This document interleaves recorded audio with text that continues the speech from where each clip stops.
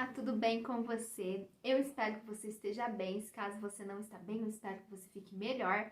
Hoje eu gostaria de conversar um pouquinho com você a respeito de vigilância.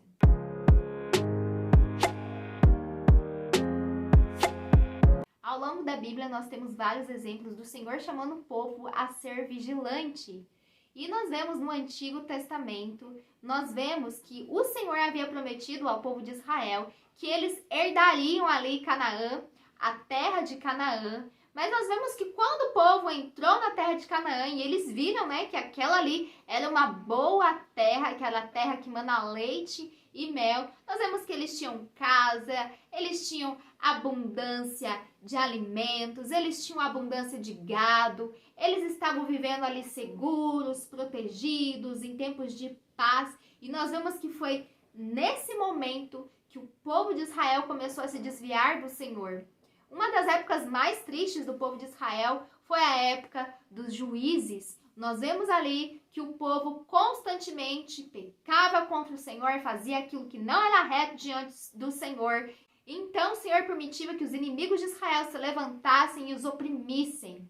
E aí havia um homem ou uma mulher em que o Senhor os levantava, em que o Senhor permitia, que eles fossem líderes do povo, e o povo clamava ao Senhor, e o Senhor livrava o povo. E aí, quando o povo estava em paz, estava bem, eles iam e pecavam de novo e faziam aquilo que não era reto aos olhos do Senhor. E aí eles se tornavam ali escravos de novo, começavam a ser oprimidos de novo. E nós vemos também, por exemplo, na época de Salomão, ele foi filho de Davi e ele ficou responsável de construir o templo. Davi tinha esse desejo no coração, porém o Senhor não permitiu que Davi construísse o templo, porque Davi, ele era um homem, digamos assim, sanguinário, porque Davi participou de muitas e muitas guerras e logo esse não era a responsabilidade de Davi construir o templo, apesar de Davi ter esse desejo, ter essa vontade, mas não foi para isso que o Senhor havia levantado Davi. Davi foi levantado para ser realmente um homem de guerra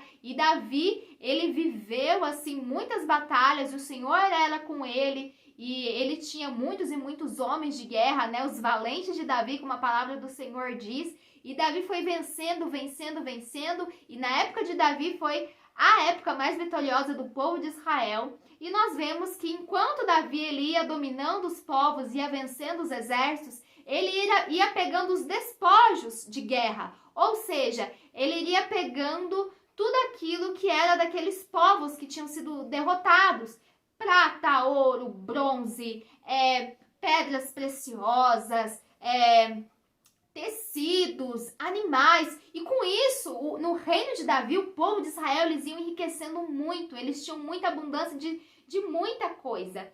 E nós vemos que Davi, todos esses despojos de guerra, ele deixou para Salomão, porque Salomão precisava de matéria-prima para construir o templo. E também Salomão, na época em que ele estava reinando, ele teve a ajuda do rei de Tiro, Irão, e ele foi dando madeira, para Salomão, para que Salomão construísse o templo. E em troca dessa madeira, Salomão dava para ele, se eu não me engano, era azeite, farinha, ele deu para esse rei, esses alimentos, para que o rei continuasse dando para ele essa madeira até a obra estivesse concluída. E nós vemos que Salomão, ele conseguiu construir o templo porque o Senhor havia dado tempos de paz para o povo de Israel. E foi uma obra maravilhosa que foi construída de ouro, pedras preciosas. E foi gasto muito, muito, muito dinheiro para construir o templo.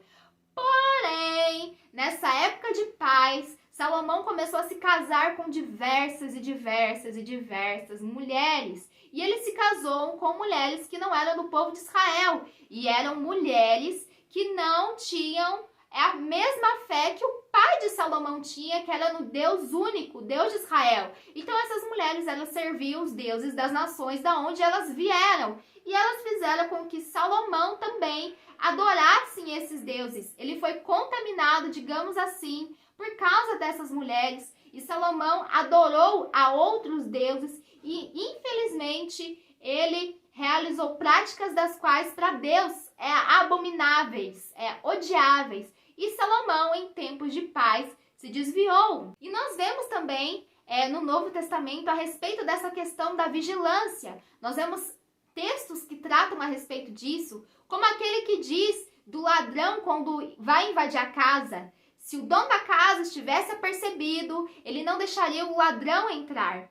E nós vemos que esse texto ele fala a respeito de vigilância, porque o inimigo ele nos ataca constantemente. Nós precisamos estar vigilantes e apercebidos para que nós não venhamos ser pegos de surpresa. E nós vemos ao decorrer da Bíblia, ao longo dessas histórias que falam a respeito de vigilância, nós vemos a história das 10 virgens. 5 delas eram sábias, 5 eram tolas e elas estavam esperando o noivo. Nós vemos que enquanto o noivo, ao ver delas, estava demorando para vir, elas adormeceram. E quando elas são acordadas com o anúncio de que o noivo estava vindo, 5 delas tinham azeite necessário para suas lamparinas, mas 5 delas, as tolas, não tinham azeite suficiente. Então, as 5 que têm azeite, elas encontram com o noivo, porém, as 5 que não tinham azeite suficiente foram comprar o azeite e quando elas chegaram foi tarde demais porque o noivo não as recebeu.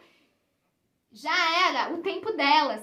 Então, nós vemos essa vigilância, esse estar acordado, esse estar desperto, porque o Senhor Jesus Cristo vai voltar. Então, nós precisamos manter o nosso coração queimando pelo Senhor, nós precisamos estar sensíveis ao Espírito Santo, nós precisamos estar nessa busca constante em conhecer ao Senhor, em querer segui-lo. E ao longo das histórias bíblicas nós vemos, por exemplo, a história dos servos, que fala, que quando o Senhor deixa os servos tomando conta da casa, do seu lar, alguns desses servos começam a bater nos outros servos, começam a beber, começam a comer e não são servos zelosos, não são bons servos. Então o Senhor vem e vê que esses servos não estão trabalhando como deveriam trabalhar. E isso também requer vigilância, porque nós somos servos do Senhor. Nós estamos aqui para trabalhar para o Senhor, para trabalhar para o reino do Senhor, em prol do reino do Senhor. E nós precisamos ser responsáveis com aquilo que o Senhor confiou nas nossas mãos. Nós vemos também a história dos talentos, em que o Senhor ele foi fazer uma viagem e ele deixou talentos nas mãos dos seus servos. E alguns desses servos multiplicaram esses talentos e fizeram esses talentos renderem. Mas um desses servos, ele não fez com que esse talento se multiplicasse. Muito pelo contrário, ele enterrou o talento e nem colocou no banco para que viesse dar juros. Ele simplesmente enterrou e pronto. E quando o Senhor voltou, o Senhor elogiou aqueles que multiplicaram os talentos que ele havia dado nas mãos deles, mas aquele que não multiplicou, ele levou uma repreensão, uma correção do Senhor, e o Senhor tirou o talento dele e deu para aquele que tinha mais, já que aquele que tinha mais fez bom uso e multiplicou os talentos. Até que a palavra diz, que aquele que tem, mais lhe será dado, mas até aquele que não tem, o que tem vai ser tirado. Então nós vemos isso nos textos bíblicos, de como a vigilância é importante. Primeiro, a vigilância é importante para que nós não venhamos cair em erros, para que nós não venhamos ser enganados, para que o inimigo, ele quando nos atacar, quando vier contra nós possamos estar despertos e perceber esses ataques ardis, esses ataques muitas vezes sutis do inimigo. E nós precisamos estar dispersos também, desejando a vinda do nosso Senhor Jesus Cristo. E enquanto Ele não volta, nós precisamos estar vigilantes para sermos bons servos, para usarmos tudo aquilo que Ele nos deu em prol do Evangelho, em ajuda às pessoas, para a honra e glória do Senhor. Então nós precisamos ter esses tipos de vigilância. Primeiro contra os nossos inimigos, contra os ataques do inimigo, mas também vigilantes e pensando a respeito daquilo que o Senhor nos deu nas nossas mãos. Será que nós estamos fazendo bom uso? Será que nós estamos multiplicando o talento? Será que nós estamos despertos, esperando a vinda do Senhor? Ou será que nós já estamos num estado de sono, desanimados? Mas que essa vinda do nosso Senhor Jesus Cristo tem que sempre estar aceso no nosso coração, sempre estar se passando nas nossas mentes, porque nós estamos aqui de uma maneira temporária. A nossa vida é eterna,